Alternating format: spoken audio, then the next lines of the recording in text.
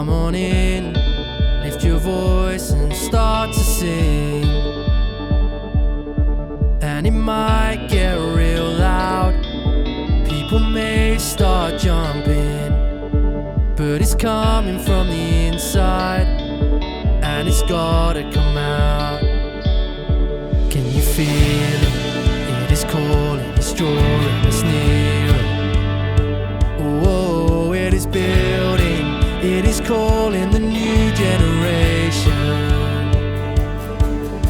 So don't hold back, lift your voice, have no shame, sing I believe.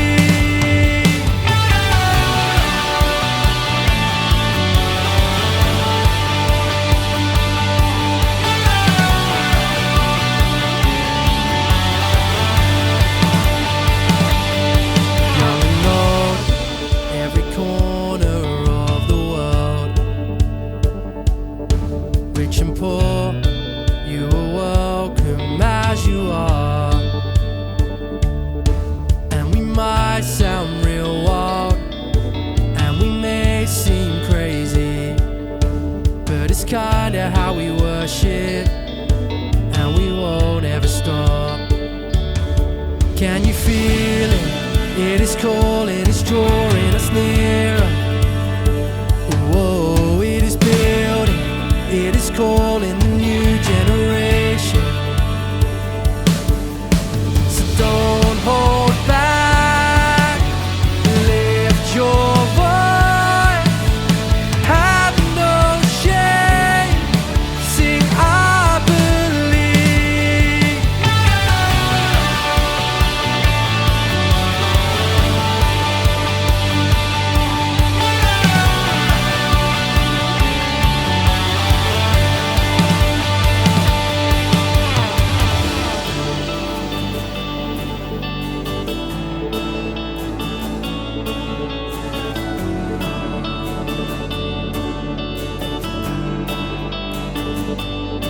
So get real loud, don't be silent. Let his name be lifted high. Be wild if you wanna, get crazy, whatever, be you. So get real loud, don't be silent. Let his name be lifted high. Be wild if you wanna, get crazy, whatever, be you. So don't hold back, lift your voice, have no shame, sing I believe.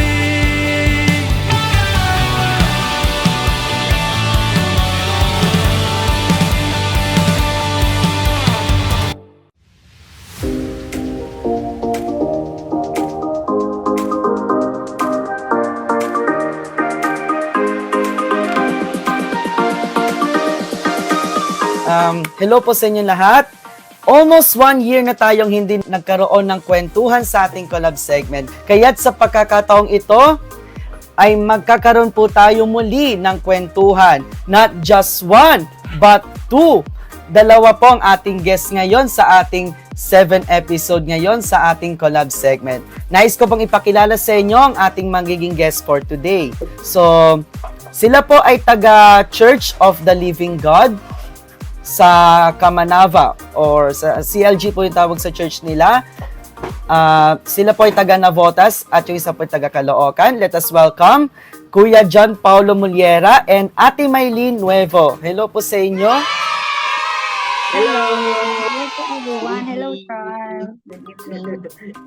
Thank you, bro. So, maraming salamat po sa opportunity na ito na maging part po kayo ng aking collab interview.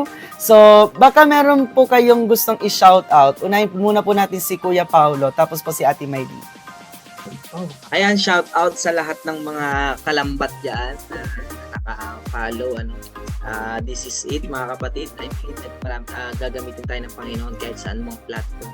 And yung mga ka-churchmate din namin dyan sa Church of the Living God, Kamanaba, shout out sa inyo lahat. At yung nanay ko na katabi ko ngayon. shout out sa iyo. Yun lang, thank you. How about you, Ate Mylene? Ayan, syempre same as Pao. Shout out sa mga taga-Kalambat. Ayan. And of course, sa mga taga-CS. And sina-shout out ko si Lord. Pinaflex. Pinaflex. Yes, we need to flex God po kasi siya po ang source ng lahat. So, Kalambat, sino-sino po mga Kalambat po? Medyo curious po ako dyan. Ayan, nung una kasi talagang may kasama kasi kami nun na talagang leaders din. Tapos yun, kasama namin siya. Na shoutout din pa kasi Ate Aye na nag-isip, tatlo kami nag-isip ng lambat na yun. Dati kasi ang page nito ay wait lang, yun talaga dati yung pandemic, gano'n. Tapos naging lambat nga kasi may wisdom ang Panginoon na para kaming isang mangingisda. Okay, so mamaya pa pag-usapan po natin kung paano po na-form yung... Sige, mamaya. Yes po.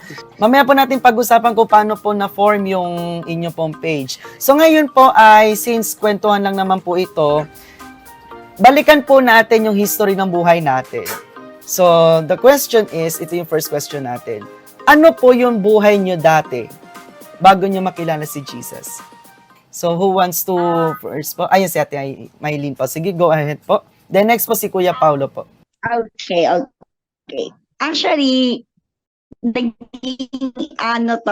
issue sa case ko lang konti regarding with my feelings. Pagka tinatanong yan kung ano yung buhay mo before, ganyan. Eventually kasi yung mga nakikilala ko, ay mga naririnig ko nagte-testimony, grabe sila noon, ganyan. And ako kasi, nasabi ko na to kay Pao before, wala akong kayang maipagmalaki kung ano ako dati, ganyan.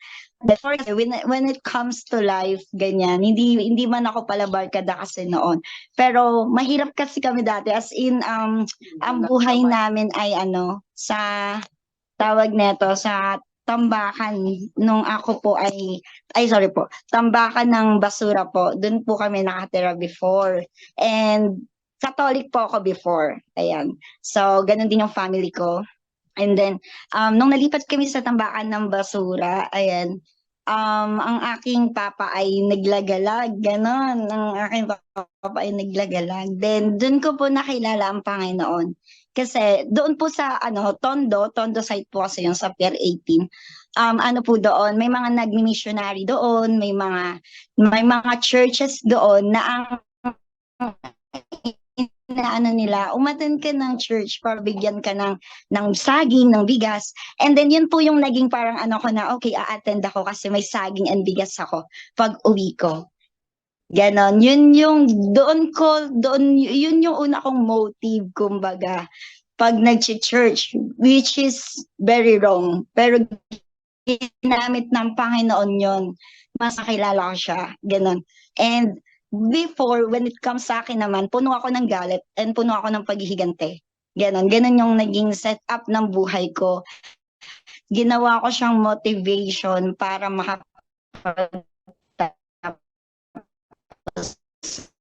ng pag-aaral, ganon. And yun nago sa akin ng Panginoon nung nagkaroon ng revival event. So, ayun lang yung medyo pinakamabilis na. So, pwede po bang malaman kung saan po nag-ugat or nagmula yung revenge na yon, ate? Yeah, kasi dahil nga sa napagdaanan namin sa buhay, gano'n, ng aking mama, yung papa ko kasi lasinggero siya, gano'n.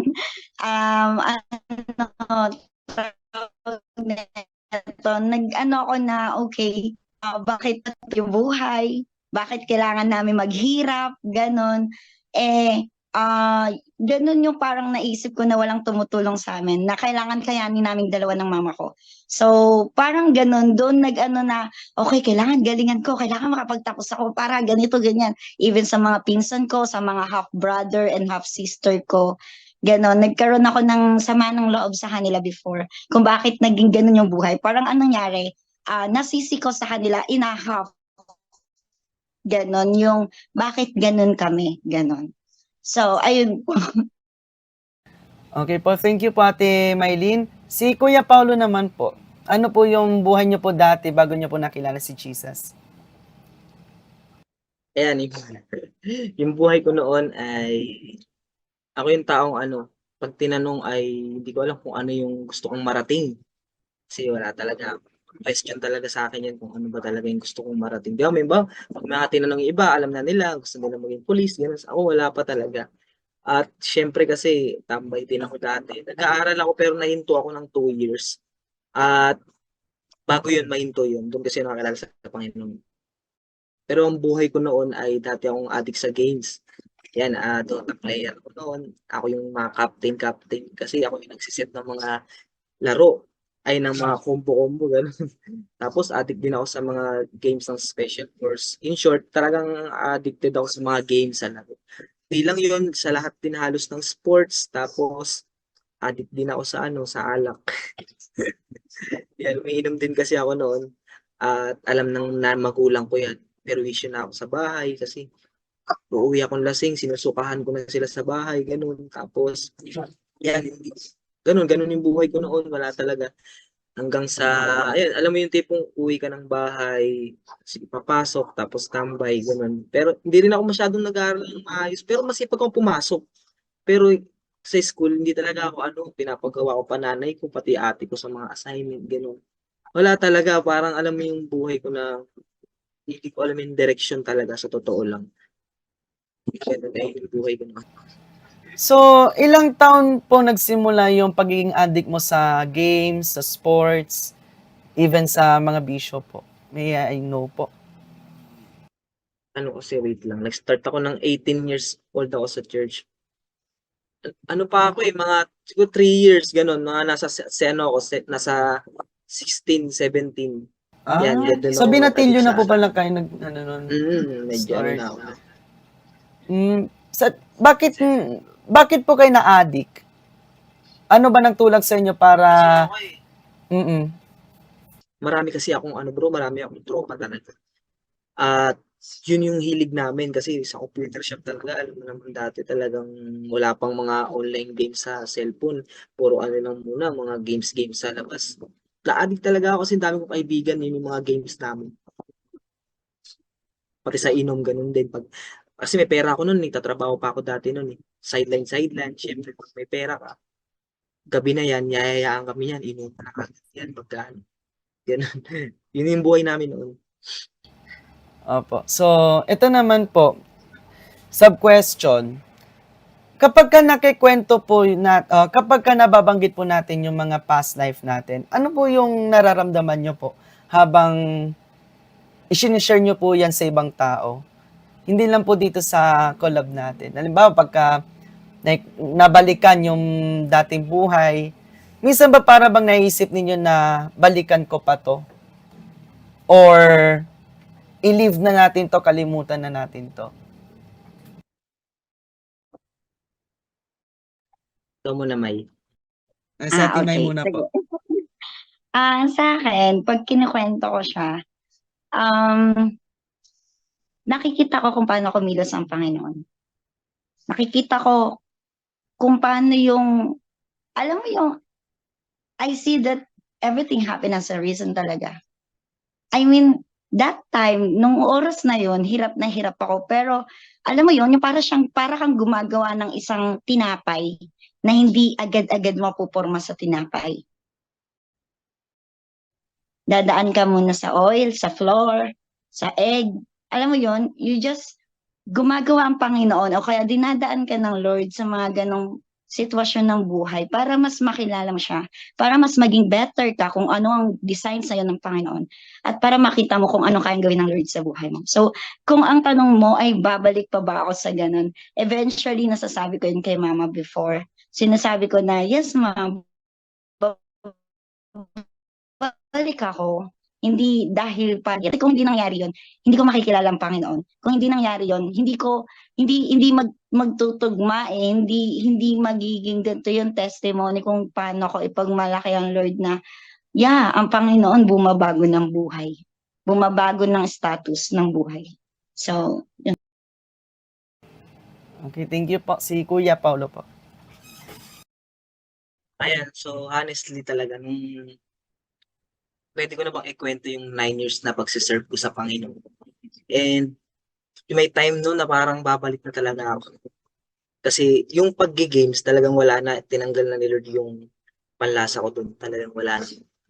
Try ako mag-Mobile Legend, wala, hindi. Parang na-boring ako ganun. Hindi ko trip ganun. Pero yung sa pag-iinom, 2022, halos parang bumabalik na rin ako ganun ulit. Ganun.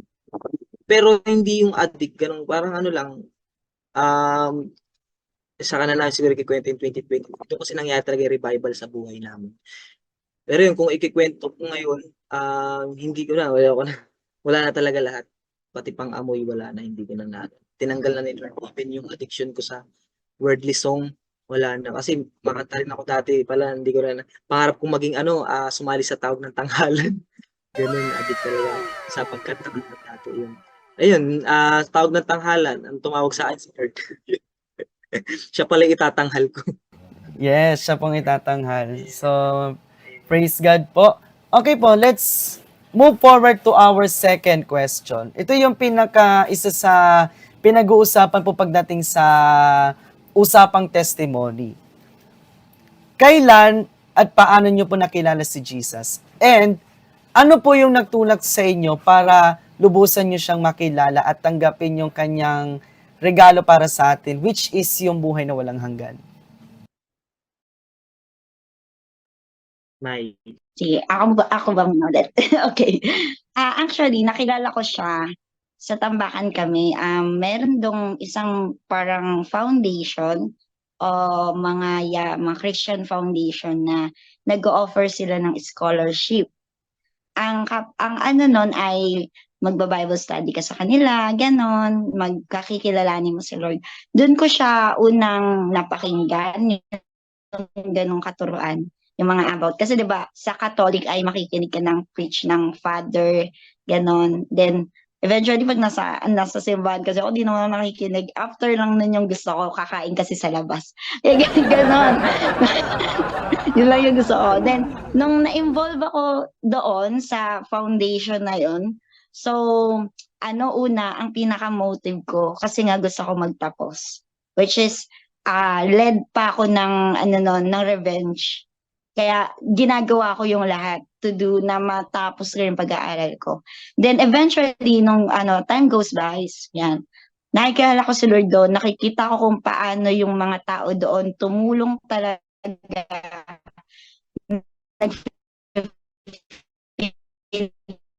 feeding program, yung wala naman sa pero mga tao, dun din may mga missionaryong dumadating, and then sa mga patotoo nila, tas nagpapaaral sila.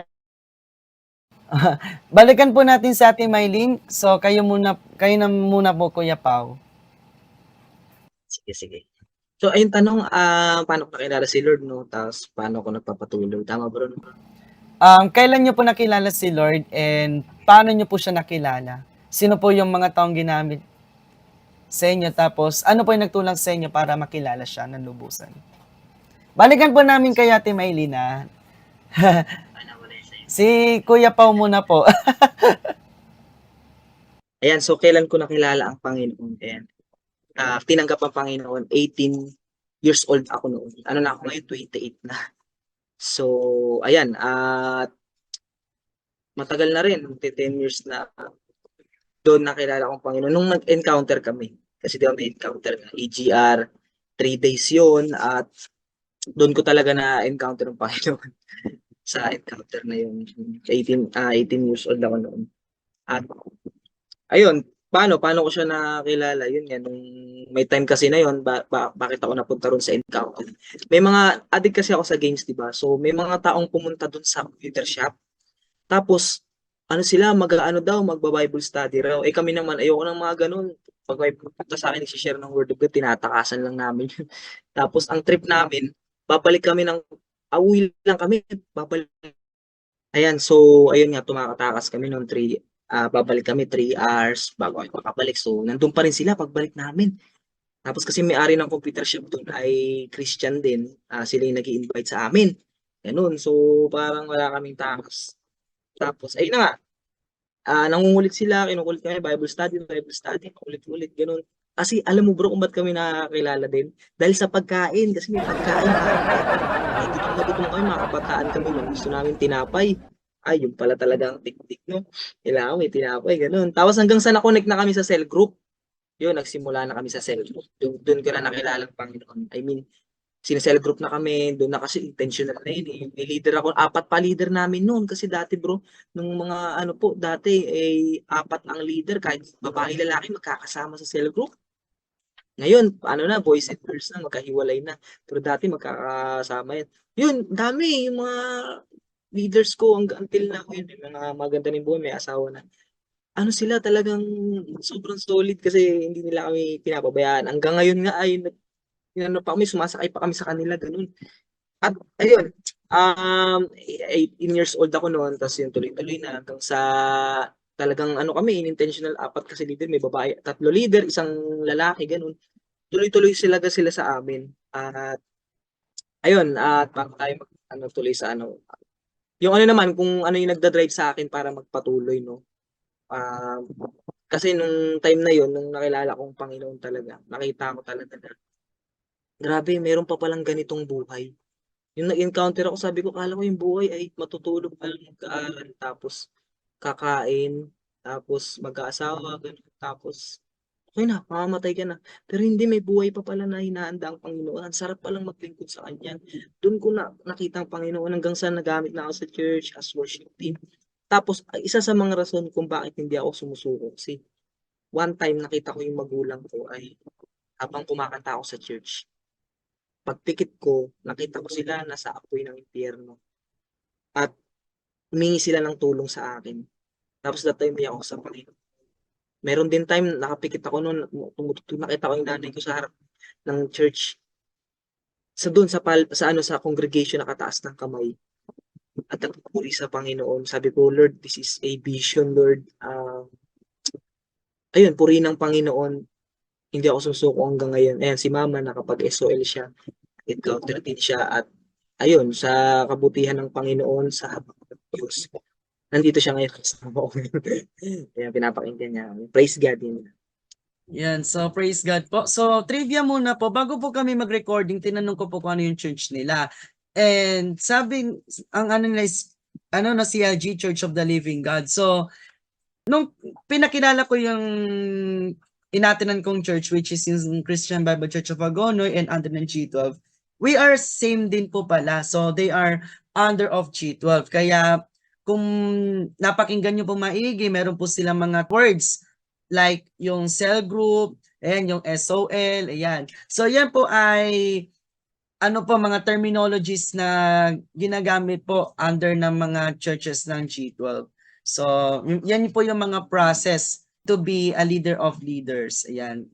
To win souls and make disciples. So, may I know po kung ano pong exactly na petsa nung nakilala niyo po si Jesus?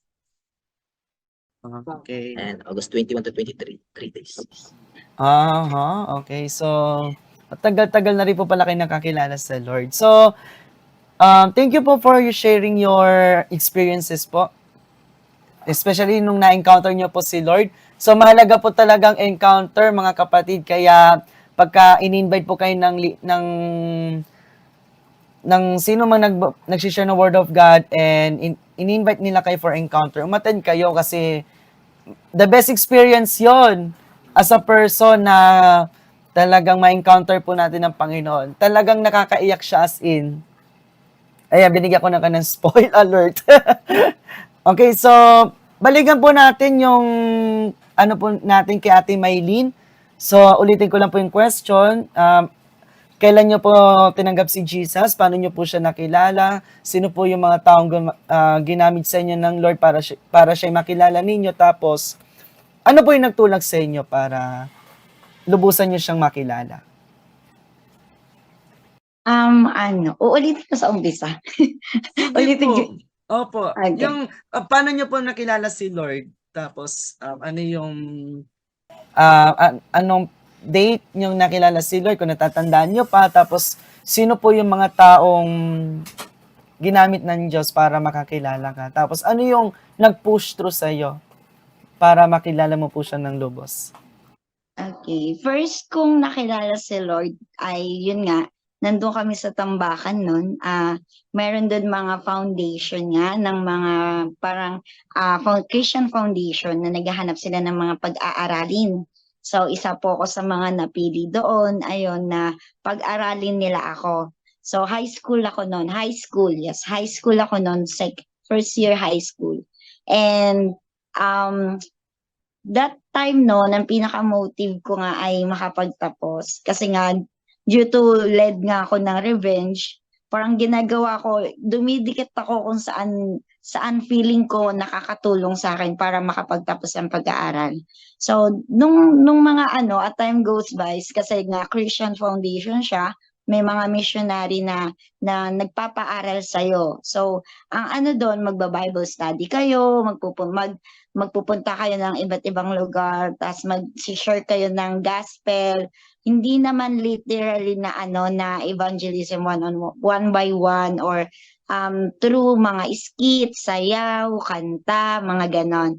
Ganon yung ginagawa doon. Tapos, that time, parang, okay, sige, go with the flow lang ako. Basta makapagtapos lang ako. Ganon yung mindset ko. Pero nung mga katagal-tagalan, third year, fourth year high school hanggang college, ayan, dyan ako nag-start na, okay, ganito pala dito, ganito pala si Lord magmahal kasi inaano na sa amin na okay, God loves you, merong grace ang Panginoon hanggang sa makapasok ako ng CLG kasi lumipat kami sa bandang Caloocan, mama ko yung unang na-invite sa CLG. Pero active pa rin ako dun sa foundation na yon. So sa CLG naman, in-invite ako ni mama sa church, ayan, ng CLG. And that time po kasi, dahil sa naninibago ko and eventually, yun talaga din yung ugali na binago sa akin ng Panginoon. Masyado akong introvert, ganon. So, hindi ako ganon kasanay sa sobrang daming tao. And, Nako, same tayo ate, introvert din po. pag, alam niyo po ba, pagka nasa church ako, lagi lang ako nasa dulo. Sa sulok, ganun. And, ayan sila pa, sila ay nagagamit na talaga before doon nung bago ako, nandun na sila, nagagamit sila. So, ang nangyayari pa nun ay pagkatapos ng service, ay umuwi talaga agad ako, ganun, hindi ako nakikihalobilo. So, nun, may isang leader na naghawak sa akin, ayan, isang leader na naghawak sa akin. And, chinaga niya ako. Grabe yung grace ng Panginoon sa akin. Through that, ginamit niya yung leader na yon, si Ate Mika. Ayan, hello po. Hello po. Ayan. Ang syaga niya na nakikita mo yung hindi niya pagsuko sa mga disciple. Nandun. And isa ako sa bunga nun. Hindi niya ako sinukuan. No? I praise God for her life. Kasi, that time sinasabi ko, I know lahat ng mga disciple dumaan dito. That time sinasabi ko, okay, Nay, a-attend ako. Pero hindi ako a-attend. Yung mga ganon, yung mga cell group. Okay, Nay, wala ako sa bahay. Pero nasa bahay ako pag dinaanan niya ako. Yung mga ganon. And then, ang ginawa niya, dahil nag-adjust siya sa ugali ko, sa ugali ko before, pini-ID niya ako. Personal intentional discipleship niya ako. Dun, and bunga ako ng PID eventually. So kung sila pa, cell group, ako bunga ako ng PID. At ayun, until now, nandito ako. At isa siya talaga sa sobrang ginamit ng Panginoon na talagang mag-push ako sa pagkilala sa Lord. And natatandaan ko, going back to your question po na kailan ko tinanggap ang Panginoon. Natatandaan ko nung ako po ay nasa YWAM, yung Christian Foundation nga nasa Tambakan na nagpaaral sa akin. February 22, 2012. Yung aking natatandaan ko yun. And that time noon, hindi pa ako ganun kaseryoso, kaseryoso. And meron pa akong ugaling hindi dapat, ganon. Meron pa akong revenge sa heart ko, may mga ganon pa ako. So, sa CLG, doon ako inunti-unti ng Panginoon. Hanggang sa dumating yung 2023, tama ba, Pao? Revival. Revival yon. 2023, 2022. Ganun. 2023, ayan. 2023. Yan, 2023. Doon ako pinalaya ng Panginoon in my inner wounds that time. So, I don't know kung dapat ko na ba ikwento to o baka may set of questions ka pa. Ayan. Noong 2023, there's a revival in Batangas. Ito rin ang ginamit ng Panginoon. And then, that time, I thought sa mga hurt na meron ako, sa mga wounds na meron ako, dahil sa napagdaanan sa buhay, I thought na okay nan lahat, ganon. And that time, nung mga oras na yon, binalik ako ng Panginoon kung saan ako sakit na sakit. Kung anong nangyari, ba't ako sakit na sakit. And sabi ng Lord sa akin, He sees, yun talaga yung word niya I see you. Nakikita kita. Ang lawak nun, nakikita ko yung pinagdaanan mo, nakikita ko yung hirap mo, nakikita ko yung inside of your heart. I see you, nakikita kita. And that time nun, inano ko ng Lord, dinala ko ng Lord sa situation na yun na parang ayaw matanggal sa akin o stronghold ng kaaway sa akin. Hindi para maging magalit ulit, kundi patawarin yung mga taong matagal ko na palang kinimkim sa heart ko. Nung high school pa, hanggang nung college. And ayun, doon nag-start lalo na, oh my gosh, hindi lang pala dapat ang Lord ang umiibig sa atin, kundi tayo din ang umiibig sa Kanya. So, yun po. Amen, amen. So, tanong ko lang po kung nakapagtapos na po kayo ng pag-aaral.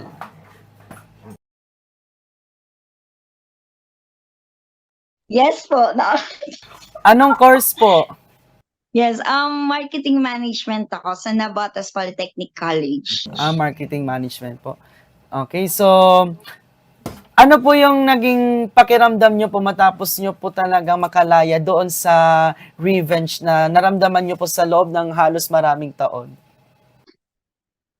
Nakita ko yung may pagbabago sa isip ko, may pagbabago din sa heart ko.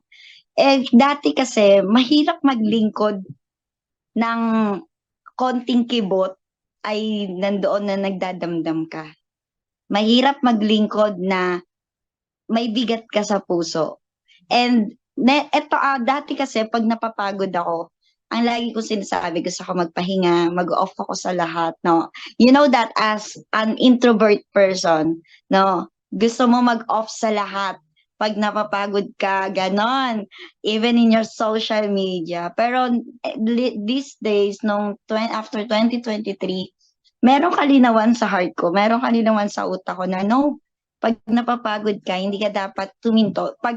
Meron kasi, di ba, nababasa ko nga sa FB, bakit pag nahihirapan si Lord yung binibitawan? Which is, ganon ako before. I just thought about myself, my feelings. That's self-centered am I. Ganon ako.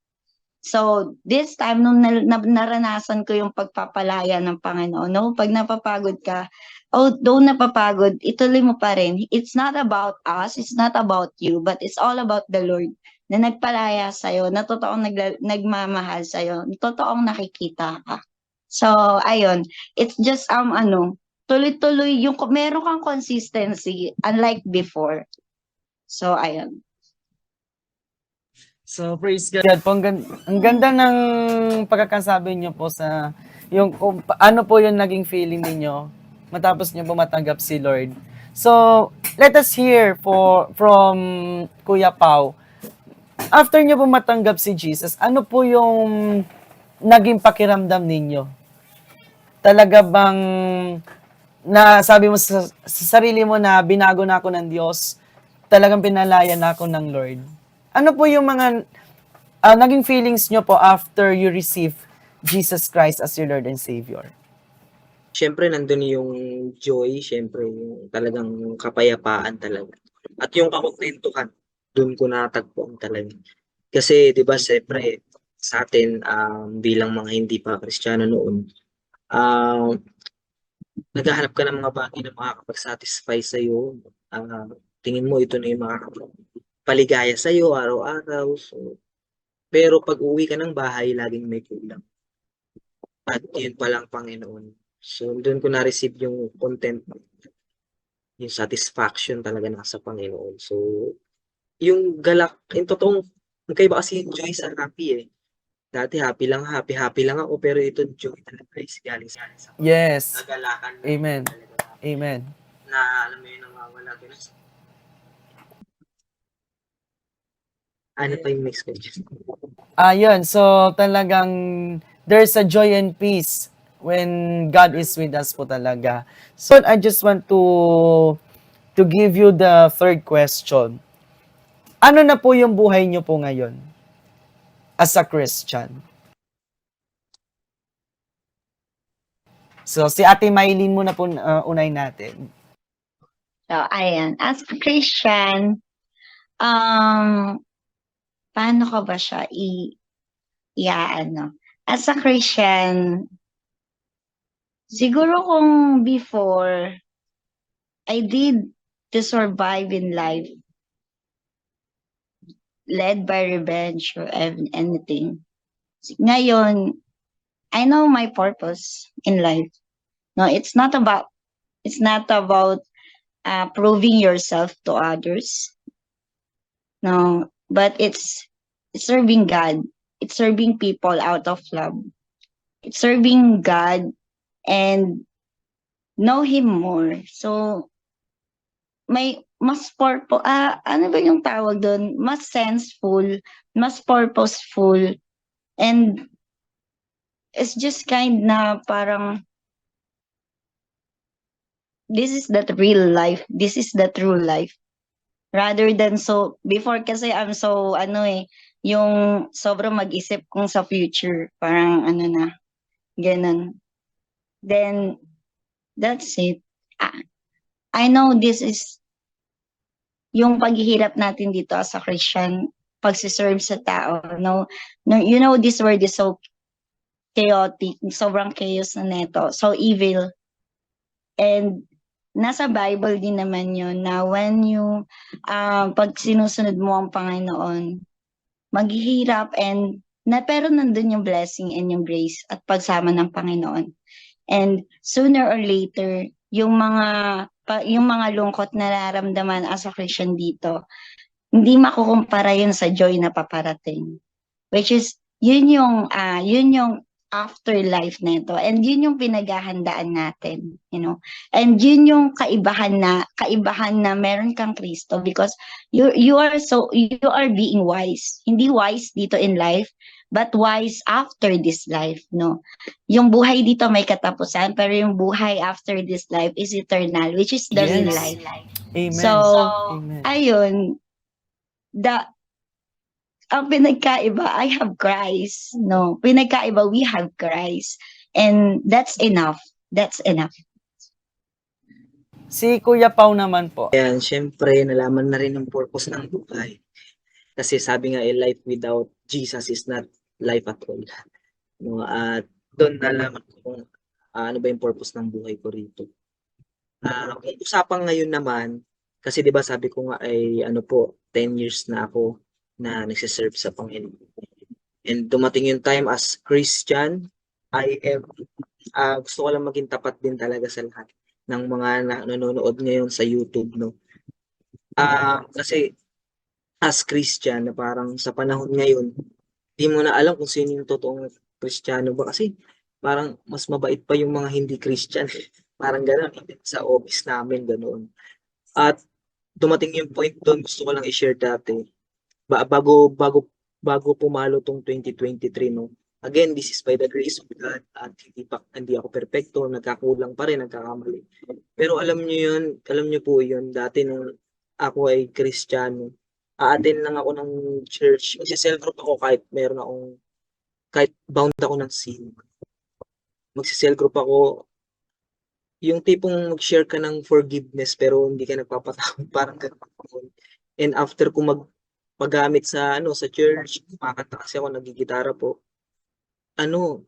After noon, babalik uli sa kasalanan. Alam mo yun, dati kasi I am saved but I am also tormented by demons, no? At sobrang sobrang hirap noon na even in my mind, sobrang sakit lagi ng ulo ko, ganun. Ganun ako as Christian, so sa madaling salita, lukewarm. Ganun ako noon as Christian. So ngayon, nung neto na pumasok na yung 2023, nagkaroon ng revival event. Kasi gusto ko lang din i-share. Ito yung talagang nakita namin. Kasi even in my office, ang daming Christian sa amin, pero same na ng buhay ng mga hindi Christian rin sa amin. Pero hindi ko ito pinagmamala. Pero nakita ko dito yung talagang separation ng mind sa mundo ngayon. No, na parang talagang no na wala ka na sa pattern ng mundo. Kasi dati tumutugtog ako sa church, tumutugtog pa ako sa mundo. Pag-uwi ko ng bahay, kumakanta pa rin ako ng mga worldly song. Favorite ko yung mga bandang Lapis ngayon, yung mga ganun dati. Inabutan ko pa yun. Actually, ito lang talagang 2023 ako ginising ng Panginoon sa lahat-lahat talaga ng ginagawa ko noon. Kasi noong 2022, bumalik na rin ako sa pag-iinom noon. Muntik na rin talaga ako ano ba, parang sabi ko sa Panginoon noon, November 30 noon, alam ni Maylin yun, November 30, kinausap ko si Lord, sabi ko, Lord, hindi na ako halos nag-devotion noon, sabi ko, Lord, itong November 30 na may mangyayari sa aming parang isang whole event sa church, parang SOL ganun, na basta may pagtututo. Tapos, kinagabihan mayroong mga darating na evangelist. Sabi ko, Lord, kapag hindi pa rin ako makabalik, pag dumating, Panginoon, yung 2023 na hindi ako nakabalik sa iyo ng maayos, Lord, baka mawala na ako sa church, ganun. Kasi I'm lukewarm na talaga eh. And yun, dumating yung time na yun, tapos doon ako ginising ng Panginoon. Pinalaya niya talaga ako sa lahat ng mga pang-aalipin din, lalo na sa last. As a man, no? Imbis takbuhan ko yan, nilalaro ko pa yan.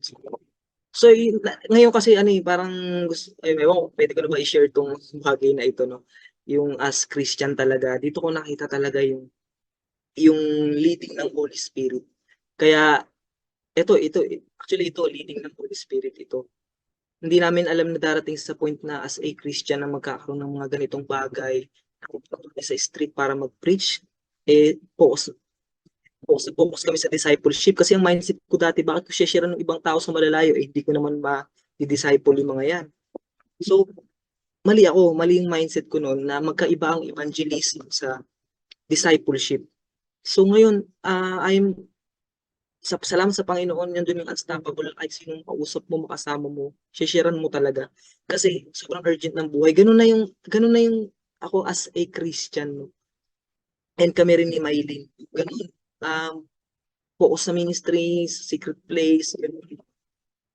Talagang hindi perpekto, pero nakikita namin dito na dati Christian ako, pero pinahihirapan ako ng demonyo.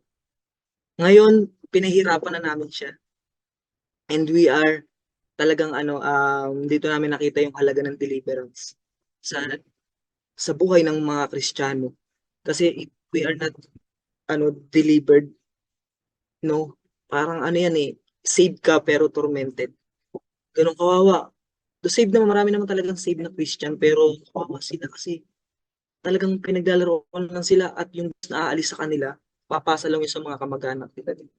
Pero ngayon, as Christian, nakita namin kasi dati hindi ko naman alam yung authority, basta ako sinabi ko, in Jesus name, ganun lang. Pero ngayon talagang nakikita namin face to face sa mga taong nakakasalamuhan namin or nagkokonda kami ng deliverance. Talagang nandun na, hindi lang to encounter, hindi lang sa encounter talaga, kayang-kaya ng banal na espiritu na magpalaya. Basta led ka niya. At doon kami na-amaze as Christian. Talagang yung sinasabi ng Panginoon doon na heal the sick, cast out demons. Hindi lang pala mag-preach ng gospel ang binigay sa atin ng Panginoon. Is to heal the sick and to cast out demons. Doon mas na-open kami sa ganong mga bagay na yun. And ngayon, aware na kami. Aware na kami na, kaway ito yung open door, sabi nga doon, huwag kang magbubukas ng pinto kasi pag nagbukas ka ng pinto, hindi mo alam, hindi ko magdi-decide kung sino yung papasok. So doon na papasukan lahat ng mga sa mind, sa emotions, everything. No? And yun din yung dahilan kung bakit si Mama nandito. Because yung nilid ako ng banal na espiritu noon na mag-share sa kanila kahit kakatapos lang ng service na pinaatid ko sila. And doon nakapagpatawad siya, doon nakilala ng Panginoon. So ngayon, parang doon ko na separate kasi talaga yung from cold to lukewarm and sabag ng Panginoon being on fire. No, kasi lukewarm talaga, susuka talaga ako ng Diyos eh. Yung mga panahon. Sabi po sa So, Revelation yan. totoo po yun. Yun lang, kung may ang dami ko na nasabi. Opo, okay lang po. Maganda nga po yung ine-elaborate po natin. So, kaya lagi po nating siguruhin yung kaligtasan natin. Tsaka yung talaga bang tinanggap natin ang lubos ng Panginoon. Kasi kung tinanggap natin si Lord and then wala pa rin pagbabago sa buhay natin, baka there's something problem within our heart and our mind. Baka tinanggap lang natin si Lord using our mouth and nothing else. Hindi. Ang pagtanggap sa Panginoon, hindi lang sa bibig. Gagamit tayo ng bibig kasi magpe-pray tayo ng prayer of acceptance. Pero, mas maganda pa din na tinatanggap natin si Lord ng buong buo sa puso, sa isip. And of course, yung sa buong buhay natin. Kaya dapat when we accepted Christ as our Lord and Savior, siguruhin mo na. Kasi hindi natin alam kung ngayong oras ba na to darating si Lord, bukas, mamaya, o sa mga susunod pa. Kaya dapat lagi nating i-assure yung ating kaligtasan na inano natin sa at i-assure natin kung talaga bang tinanggap natin si Lord. Lagi tayo mag-reflect about that. And sa mga natutugso, sa mga Christians na patuloy pa ring na sila ay safe but tormented, lagi tayong mag-pray, tsaka lagi ninyong kausapin nyo yung mga cell leaders ninyo or even your pastor para makalaya po tayo dyan. So, since we are talking about that, can you just elaborate more? O sabihin niyo po sa akin, kung ano yung pinakamatitindi ninyong pagsubok na na-experience sa kalagitnaan ng pagiging Kristiyano nyo po. So, unahin po natin si Ate Mylene. Ano po yung mga naging greatest challenges na na-experience nyo po during your Christian life? Siguro, yung pagkamatay ng father ko, yun yung parang totally nasubok yung faith ko. Kasi, 2021 namatay ang father ko, July 9 ata yung 2021. And that time, andun yung yung wala ka ng kakapitan. Nandun yung wala kang maasahan, kundi ang Panginoon. So, nandun yung doubt ko, dumating yung doubt, spirit of fear, anything, spirit of na parang, ano ba yun yung, wala namang Diyos, kumbaga ganun. Wala namang Diyos because kasi ganito yung buhay mo. Naglilingkod ka, sinasabi mong Kristiyano ka, naglilingkod ka, pero bakit ganito? Dumating yung pagkakataon and that is really a sin. Kasalanan yon kasi kilala ko ang Diyos. Eventually, that time, ang CLG, kilala ko ang Diyos, pero dumating ako sa time na gano'n. That time, umasa ako sa mga akala kong taong tutulungan ako. Pero, they failed like that. So, siguro, hindi naman siya totally na yun yung parang naging traumatized kasi sa akin yun. And, hindi ko nakita yung provision ng Panginoon dahil sa galit ko, dahil nga sa nakikita ko lang yung problema ko. So, nag-click yun nung biglang walang-wala na akong malapitan. Nag-click na, oh my, hindi mo kaya to, walang makakayanan nito kundi ang Panginoon lang. And that time, biglang nag-click na anong mawawala kung ang kasi nun, ang perception ko kasi nun, wala ka na kumbaga wala sa yung mawawala kasi wala ka na. Did you get my point? Kumbaga, wala kang taong aasahan, wala kang pera, wala kang hindi mo kayang maipaburol yung papa mo. So, wala sa yung mawawala kasi wala ka. Pero, once na umasa ka sa Diyos, merong pag-asang maibibigay sa'yo. And that time, nung ginawa ko yun, dahil sa, wala, ubus na yung ipon ko, hindi pa ako pumapasok sa office kasi mag-isa lang ako noon. And, That time, nung sinabi ko na lang sa Panginoon, Lord, samahan mo ko. Kung kasama to sa pagsubok, samahan mo lang ako. That time nun, yung mga tao na akala ko na yung mga taong lalapitan ako ay yung mga taong hindi ko inaasahang tutulungan ako. Nandyan sila. Kumbaga, ginamit sila ng Panginoon para tulungan ako. And that time, nakita ko yung provision ng Lord eh. That time yung may nagpahiram financially, na hindi na ako pinagbayad, no? Tapos merong mga taong ginamit ang Panginoon para malibre yung cremate ni Papa. May mga taong ginamit ang Panginoon para, yung as in, zero, wala kang binayaran, yung ganun. Napakagaling ng Lord, sobra. And one thing that time, naayos yung relationship namin ng mga kapatid ko sa Papa ko. Yun yung nagkaroon ng reconciliation. And ayun, yun, no, biglang bumagsak yung faith mo, bigla ring inop ng Panginoon yung faith mo. Dahil nga sa, Maylene, you don't have anything, but you know that I never I never leave you nor forsake you.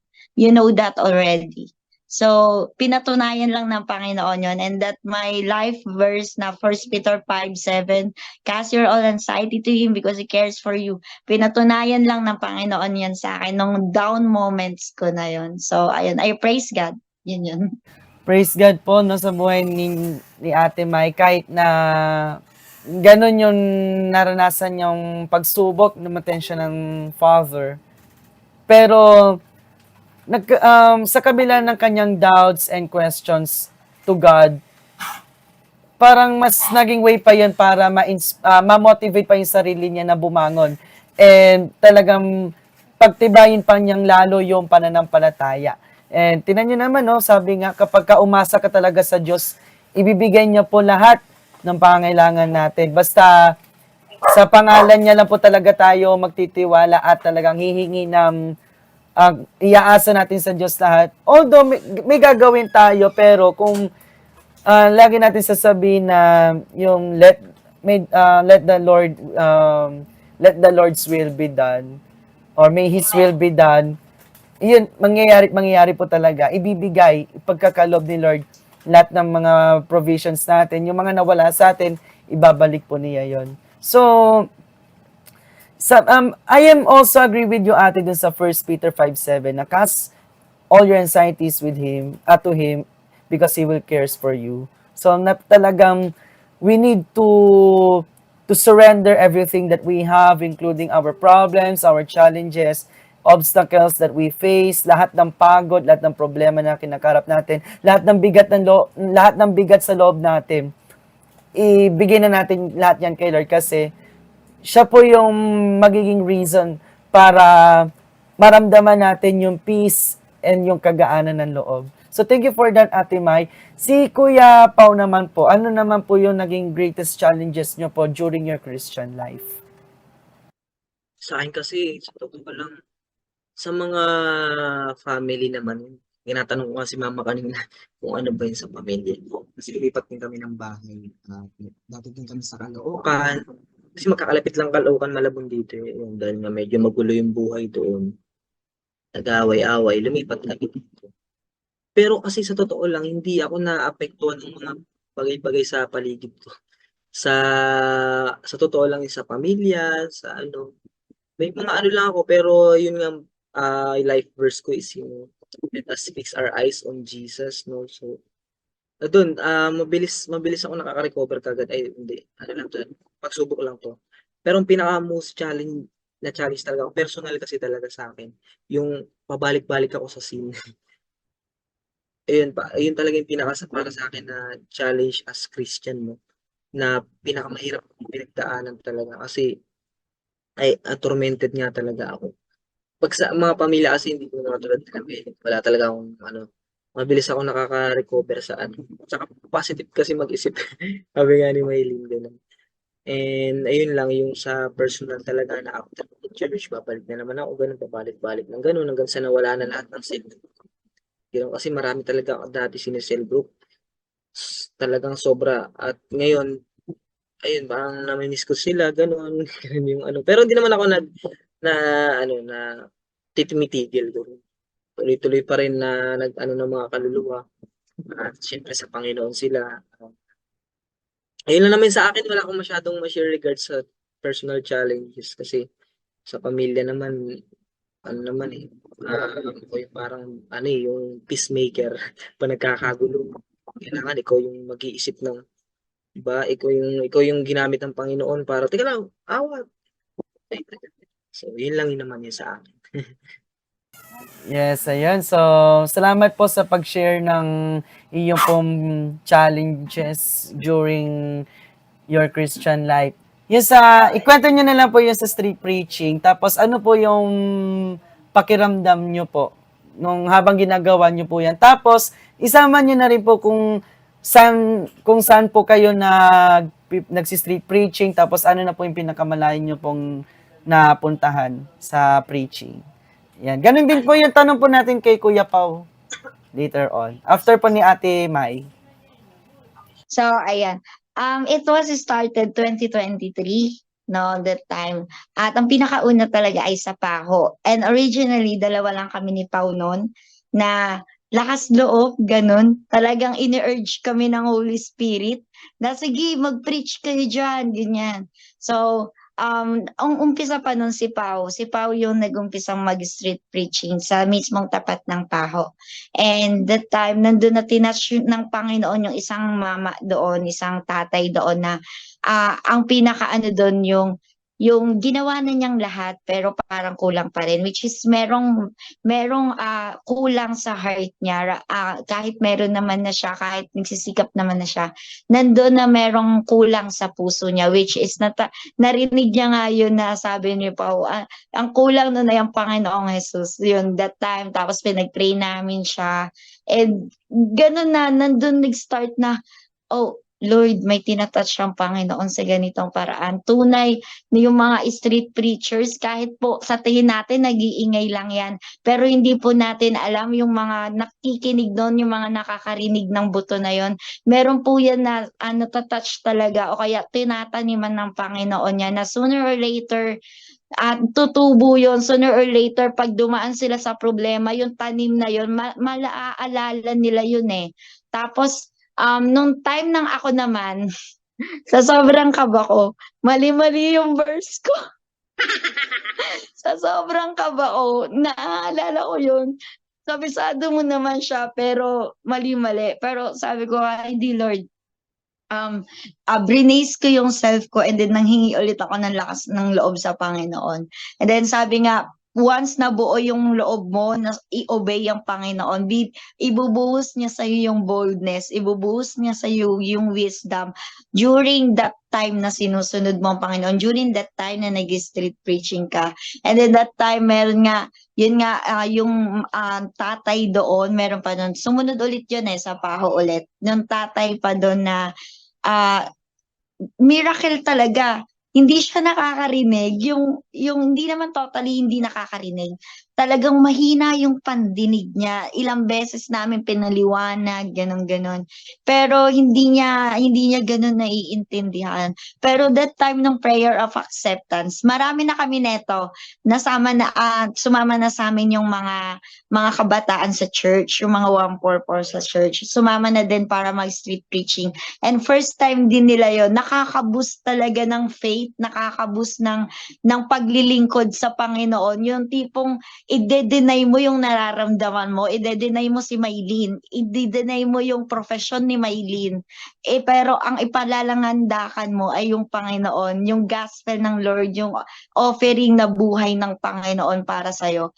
And then, that time nung a prayer of acceptance na, tuloy-tuloy na, nandun ang galing ng Panginoon, tuloy-tuloy na narinig ni tatay yung prayer of acceptance. Sobrang grabe ang Panginoon. And ayan, yung pinakamalayo kong na street preacher na Blooming-Treat, kung di ako nagkakamali. Kasi nag-street preaching kami sa May Paho, Blooming-Treat, sa Hermosa ba yun, Pao? Yung sa ano na yon, sa school na yon, Manila. sa Manila yan. And sa Langaray, sa Agora. Yan, nag-street preaching. And then, habang papunta kami ng Blooming Treat, before kami mag-street preaching doon, nag-jeep preaching kami papunta doon and pabalik, nag-jeep preaching din kami. So, ayun, I praise God. And kung may pagkakataon at sisikapin namin na maayos yung schedule, babalik at babalik talaga kami sa pag-i-street preaching. So, ayun po, praise God. Agree. Praise God po. You see, Kuya Pao naman po, ano po yung mga best experience nyo po during street preaching po? Tapos, tanungin ko na rin po, ano po yung nagpa-influence sa inyo para gawin yun? Ayan, okay. Una niyan talaga yung may napapanood na rin kami mag-street preaching. Tapos sabi ko, sisip-isip ko, di na kailangan yan. Kasi hindi rin naman madidisciple yung mga yun. Basta ganun yung mindset ko. Pero takot lang talaga ako. I mean, meron akong pinanghawakan sa sarili ko na dapat. Kasi si Jesus ginawa niya rin yun, preach siya sa maraming tao. So, ito kasi yung totoo niyan, January 6, nangusap talaga ang Panginoon. Sabi niya, nung tumugtog kasi noong time ng January 6, di ba, nung November 30, doon ako ginising ng Panginoon.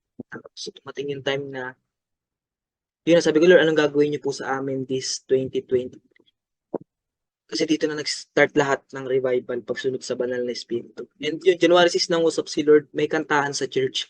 Tapos ang kanta ron ay Pusong Dalisay. Ito ang sabi doon sa kanta, pusong walang alinlangan. Nung binitawan sa akin ng Panginoon yun, sabi ko, Lord, anong papagawa niyo po? Meron siyang pinakita sa akin lugar na ito yung pupuntahan namin ni Maylin. Doon nag-start talaga lahat nung birthday ko. Sabi ko, Lord, kailan namin gagawin? Una tanong ko na, Lord, saan? Tapos may pinapakita na pala siyang lugar. Doon pala, then January 10 birthday ko, doon nag-start yung kaming dalawa as ministry partner na nagbigay ng pagkain sa mga lugar na yon, sa may panabotas na din yon. Tapos nag-share ng gospel. Doon nag-start yun sa ilalim ng tulay. Ganoon, sa na nagtuloy-tuloy na hanggang sa naisipan na rin namin na bumili ng megaphone. Yung megaphone na yun, sobrang bilis dumating. 2 days ata na dating na. Talagang pinapag-street preaching na kami. And sobrang atindi ng mga experience doon, to the point na yung mga ka-churchmate namin, na-amaze sila, sabi nila, paano nyo nagagawa yan? Paano nyo, ano yan? Ang lalakas ng loob nyo, ganun. Di, parang, kasi totoo naman, even ako iniisip ko ngayon, paano ko nagawa yun? Talagang ano siya, sobrang kailangan. Actually, ito pa yung matindi dyan eh. Nung na-stop namin yung street preaching, may mga taong nagchat-chat sa amin na, nasaan na yung street preaching? Ano, ibalik nyo yun kasi nanonood ako, ganun. Yung meron ding experience doon sa amin na nag-street preaching kami na sa may Langaray, sa Caloocan. Yung meron dong nanay na meron dong nagtitinda. Una, di kami makapwesto kasi dami sa palengke. Tapos may nanay doon na saka nagtitinda, tapos may babae na after namin mag-preach.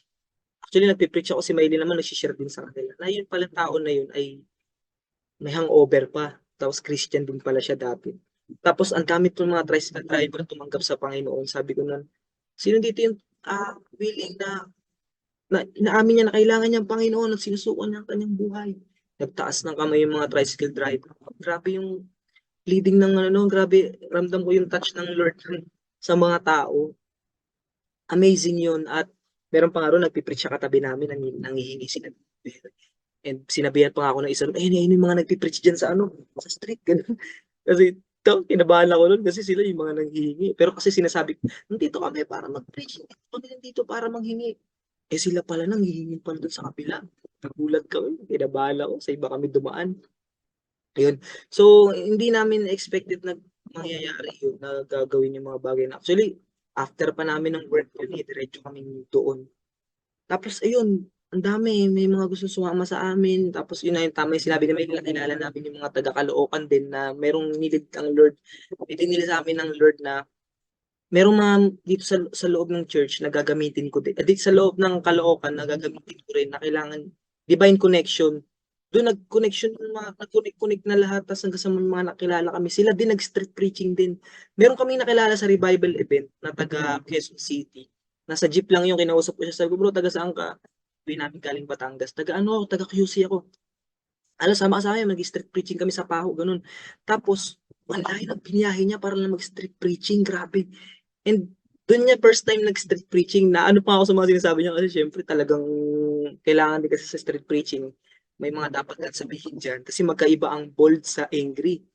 Meron dyan parang galit lang ganun, pero iba yung boldness eh, no? At, pero na ano naman namin, natuturuan naman namin.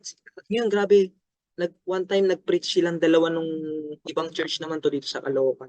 Wala silang megaphone, wala silang camera. Basta sabi nila sa amin, nag-preach lang silang ganun. Yung isa doon, yung taga-QC doon, sobrang uhaw niya sa street preaching. May na-stop na kami noon. Sumama siya sa mga dabilabit, kung nakikita niyo po yun. Sila Bro Aris, Brother Aris, doon siya sumama. And tuloy-tuloy yung pag-i-street preaching niya. Ang dami, sobra, may mga taong talagang naapo yan, even yung mga kabataan dito sa amin. Ayun, pwede ko na ba i-share yun na may time kasi na nag-soaking kami dito sa church namin. And nag-street preaching, pero persecute kami. Oo, pero ang nagpe-persecute mismo yung nasa simbahan. So ano kasi yan parang doon namin nakita na totoo, Lord, na kahit yung mga taong nasa loob ng simbahan, yun po yung nagpe-persecute sa'yo ng panahon mo. And di ba sa generation natin nung Old Testament, yung Father, nung Noah si Jesus, and nung ngayon Holy Spirit, siya yung most neglected. Parang si Jesus most neglected nung panahon ng New Testament. Ngayon din yung banal na Spirit. And sobrang ano sila, parang yung mga leaders ko pa, yung mga kasama ko sa church, yung mga leaders ko, yung nag-aano sa amin nun na, ngayon, gusto nilang maibalik yun, mag-apoy uli yung mga kabataan. Ginagawa sila ng mga program, hindi, na-reject yung mga bata. Yung bata gusto mag-share dun sa may parang C4, pero pinipigilan ng magulang. Kasi anong gagawin niyo dyan? Hindi nila maintindihan, pero yung magulang na yun, nag-church din yun. Hindi nila alam yun, pero yung pastor namin, nakakatuwa kasi, auto sila sa ginagawa namin. Noong time na yun, 2023 nangyari lahat ng yun. Ang dami, hanggang sa yung soaking na ginagawa namin yun, pinadala din kami doon sa Cavite. Tapos yung Cavite na yung after namin soaking doon, yung mga kabataan doon, nag-street preaching din. Hindi naman sila street preaching, nag-evangelize sila sa iba't ibang lugar. Yung apoy na yun na na-receive namin, talagang hindi siya yung namamatay na. Basta may something talaga na revival fire na hinahanda ang Panginoon talaga na revival sa generation natin. Ganon, sobrang tindi. At ito pa yung matindi dyan. Pati yung mga ka-churchmate namin, kasi meron kaming branch sa Tugigaraw. Doon yung pinaka-main church namin. And sila din, yung mga may kakilala rin kami doon. Nakaabot doon sila Kuya AJ sa Tugigaraw nung nilibot nila yung Tugigaraw hanggang Batangas. Sila din nag-street preaching na rin, tas nakaka-chat natin sila. Ganun. Hanggang sa dumami na, gusto na rin nila. Yung mga tao din na gusto rin nilang gawin. Kahit sa church nga namin, gusto nila sanang gawin yun noong 2023, pero hindi kasi basta-basta na. Ayun, sobrang daming ginawa ng Panginoon that time. Meron pa nga isa last na, yung nagpumabiyaya ko saan, nakamotor kasi, tapos may mga tao nag-exercise dun sa may parang joggingan dun sa amin, papuntang Sipor. Tapos may something na revelation ng Panginoon. 2023 din nangyari yun. Sabi ni Lord, exercise. Nandun din yan na post din namin. Sabi ko, ano exercise, Lord? Mag-exercise kayo dyan, pero mag-share kayo. Tapos sabi ko kay Maylin, May, punta tayo doon, mag-share tayo habang nag-exercise. Jogging kami, pero sa totoo lang, di naman kami nag-jogging talaga. Nag-share talaga kami doon sa mga tao doon sa lugar na yun. Exercise daw, sabi ni Lord.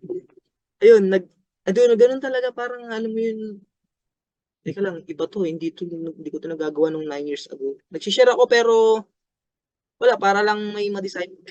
Pero ngayon talagang, yung obedience sa Panginoon. Praise God. Praise God. Yun lang. Ang dami. Okay, so praise God po. So, yan, ang dami nyo po pala naging experience during your street preaching, in evangelizing the word of God to all people. Talagang kahit na kayo po ay pinipersecute, ay hindi nyo pa rin po ikinahiya na magbahagi ng word of God. So, paano po yung ginagawa nyo po para mapatatag yung pananampalataya ninyo sa kabila na kayo ay pinipersecute, kayo ay binubuli ng mga nakikinig? Kasi yan din po yung na-experience din ni Apostol Pablo, ni Apostol Pedro, and other disciples ni Jesus Christ. So, paano nyo po napatitibay yung pananampalataya nyo po? And yung pagtitiwala nyo po sa Lord sa kabila ng mga ganong senaryo ng buhay? Sige, ako na mauuna ulit. Ayan. Balik lang sa secret place. And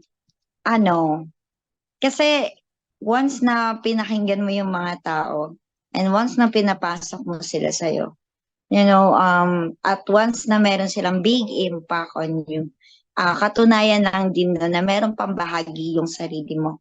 Meron ka pang bahagi na parang pinapakinggan sa sarili mo. Balik lang sa secret place, in our quiet time, kumbaga sa ating in our quiet time, at surrender lang sa Panginoon. And dapat malinaw sa'yo na sino ba talaga ang pinaglilingkuran mo. It is just the opinion of the other people or ang Diyos ang malinaw na nagbigay sa'yo ng tungkulin na yan. So once na malinaw sa'yo yun, kahit masaktan ka pa, minimal lang yun kasi tao pa lang din naman din tayo. Meron talagang sakit. Merong hurt pag tayo yung nasasabihan ng masasakit.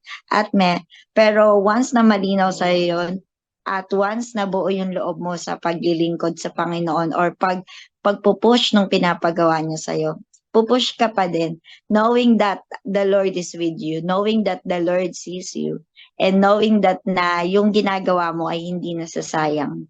So, ayun. Okay, thank you po. How about kay Kuya Pao po? Ayun, totoo niyan, talagang dumarating talaga yun, yung discouragement, no? Pero yun, lagi kong iniisip bakit ba ako nagsimula. Bakit ko pa 'to ginagawa? Ganun. Siyempre, doon ako nare-remind lagi, teka lang Lord, para sa'yo ito.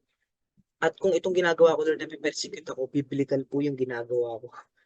Kasi nasa tama ako. Kasi every time you telling the truth, no, sa mga tao, talagang ma-offend yung mga religious people. Ganun. So, dapat klaro sa'yo yung calling ng Panginoon. Kung ano yung pinapagawa niya sa'yo. Kasi hindi talaga mauunawaan ng mga tao. Ikaw mismo yun. Pero alam niyo, ito may good news lang pala ako, no? Yung mga nagpe-persecute na yun sa amin noon. Noong 2024, eto, inamin pala nila na gusto rin nilang mangyari yun sa kanila. Kasi sabi nila sa amin, hindi kami bulag, nakikita namin yung nangyayari sa social media. Parang sabi ko, hinihintay lang pala tayo may na lumapit sa kanila para i-approach. Kaya pala ang dami rin nilang invitation sa amin, nasama kayo ganito, kain tayo, ganun. Kasi yun pala yung time na gusto nila kaming kausapin. Pero ako naman, sobrang reject ako. Distract, ako, na parang na-persecute kami, ganun, hindi namin sila nakausap, ganun. Ayun, tumahimik na lang din kami. Pero yun pala, mali pala, dapat pala yung discernment din na, wait, para palakas sa Panginoon ito. Ayun, so, ayun, kaya nagpapatuloy din. Ayun lang. Thank you po. Nawala si Ate Maylene. So, the reason why I invite you here on this collab is because dun po sa nag-viral ninyong post, yung nakwento po ni Ate Maylene kanina na tatay, yung single father, tapos dumapit po siya sa inyo after you preach, tapos pinag-pray niyo siya ng prayer of acceptance. So, ang sabi niyo pa po sa caption, wala na kayong update dun sa tatay na yon. Imagine po natin na nanonood yung taong yun ngayon. Ano po yung masasabi niyo po sa kanya? Ayan, so, tatay, I believe na tinatagpo ka ng Panginoon. At kaya pala kami pinadala doon kasi merong si Lord nakakatagpo na katulad ninyo na na-amaze kami noon nung after namin ikusiran, may anak kang lumapit sa iyo. Doon kami naiyak, meron kang palang anak talaga na lumapit. At yun, natutuwa kami sa iyo, tay, kasi ikaw yung nag-initiate sa amin na kung saan yung church namin. Gusto mong sumama, gusto mong makapagsimula ulit, pero hindi ka namin na-contact na hindi siya nag-chat sa amin. Hindi siya nag-chat sa amin nung text. Pero I believe tinatapuan ng Panginoon kung nasaan ka man ngayon. Naniniwala kami na darating yung araw magkikita kami sa langit. Ang itatay na yun. Sobrang kung nasaan ka man ngayon, tay, nawa makatagpo ka pa namin. Nawa merong tao na magtag sa'yo dun sa comment na yun. At malaman nila na isa ka sa mga taong kinatagpo ng Panginoon sa street preaching na yun. Ayun, God bless tayo. Po. So, thank you po. So, ano na lang po yung challenge nyo po para sa ating mga viewers po? Or any last message po sa kanila? Ayan, sa lahat ng mga Christian na ginagamit ng Panginoon. So, unang-una, huwag nating ikahiya ang Panginoon. Lalo na sa platform na kung anong meron man tayo ngayon. Yung gift of, ayan, social media. Yan, patuloy nating i-share si Jesus kasi darating po yung time na hindi na makikinig ang mga tao.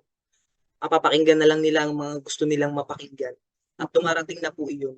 No, hanggat maaga, urgent, i-share na natin si Lord sa mga tao na wala pa sa Panginoon. At kung ikaw man yung tao na yun na wala pa sa Panginoon, gusto kong sabihin sa iyo na mahal ka ng ating Panginoon.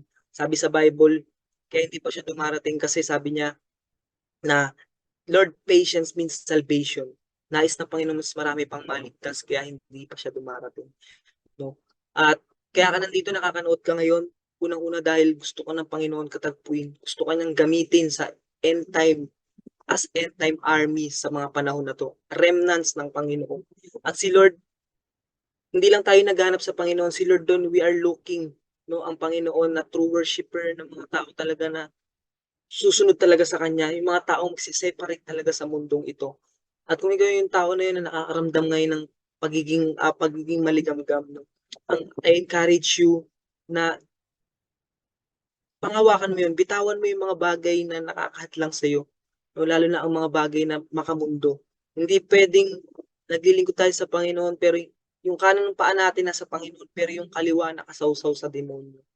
So, alam ng kaaway kung sino yung sa Kanya. At kung gusto natin mas maging kagamit-gamit pa sa Panginoon, no, sa generation natin ngayon, so let us not, huwag tayo maging compromise sa mga ginagawa natin. As Christian, tayuan natin ito, mga kapatid.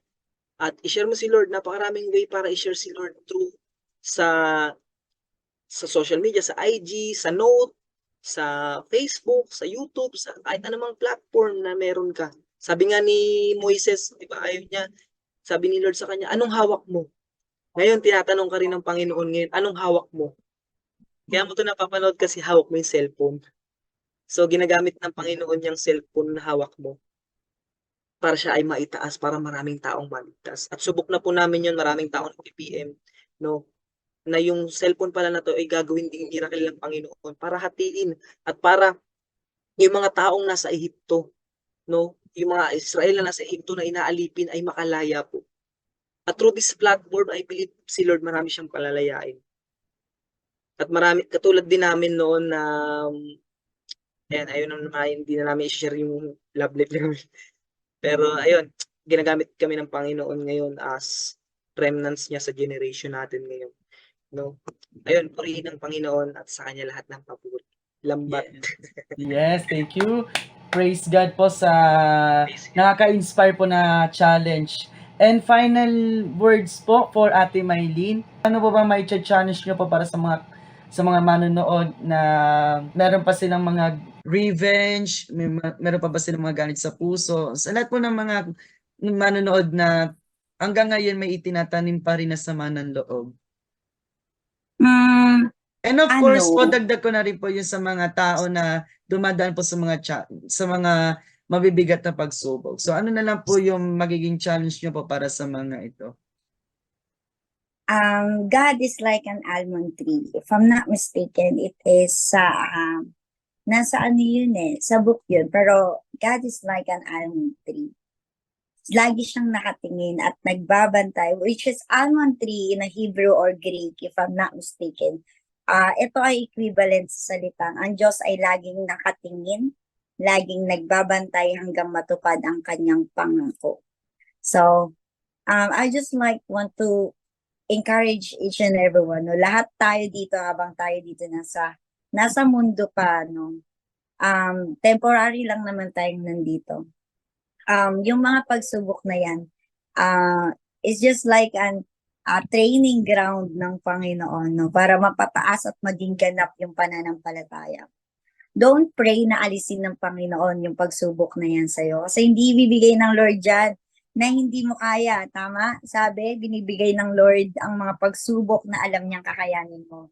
So, actually, don't pray na alisin ng Lord, but instead, pray na samahan ka ng Panginoon at palakasin ka ng Panginoon para i-overcome o yung pagsubok na meron ka. And for those people na nagtatanim ng mga sama ng loob, ganyan,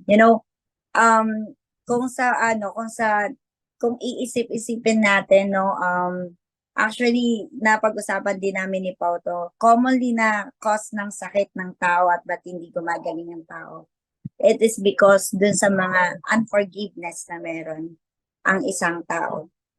And eventually, tayo din ang magsasuffer nun.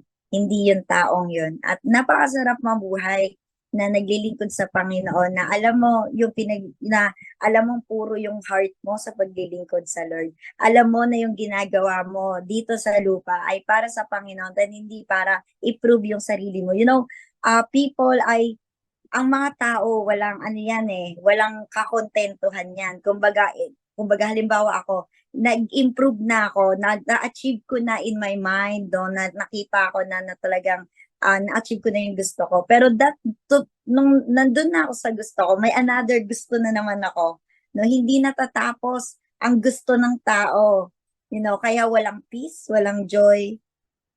Kaya I just want to encourage na the real purpose and the real life ay natatagpuan lang sa Lord. And it is to serve God. It is to serve God. Hindi para magpayaman dito. Hindi masamang maging mayaman o magpayaman, okay?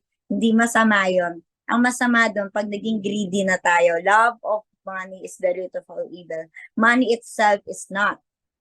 Gusto na, actually, Jeremiah 29:11, may pangako ang Panginoon na gusto niya rin maganda ang buhay dito sa lupa ng mga kanyang anak. It is not for our own purpose, hindi sa ating sarili, kundi para makatulong tayo sa iba.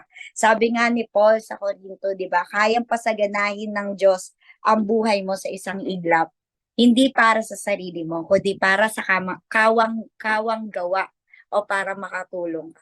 Yun yung sabi ni Paul. And yun yung purpose ng Panginoon. Ba't tayo binibless? Bakit tayo pinapalakas? It is to help other people and to glorify God. Makilala nila na totoo ang Diyos. Ganun, yun yung tinanim sa akin ng Panginoon na binibless kita, pinapalakas kita, hindi para magyabang, hindi para sabihin na mas angat ka sa iba, kundi para tulungan mo din ang iba at para makilala nila na may Diyos na nagpapalakas, may Diyos na nagbe-bless at i-turn nila yung mga pag-asa na nandito sa lupa, i-turn nila na asahan nila ang Panginoon. So, that's it. So, praise God. Yes, glory to God. So, maraming salamat po sa inyo pong mga words of motivation na inano nyo po, na sinabi nyo po, talagang nakaka-boost ng kalooban at lalo't nakaka-inspire para sa akin at sa mga manunod na talagang magbahagi ng Word of God.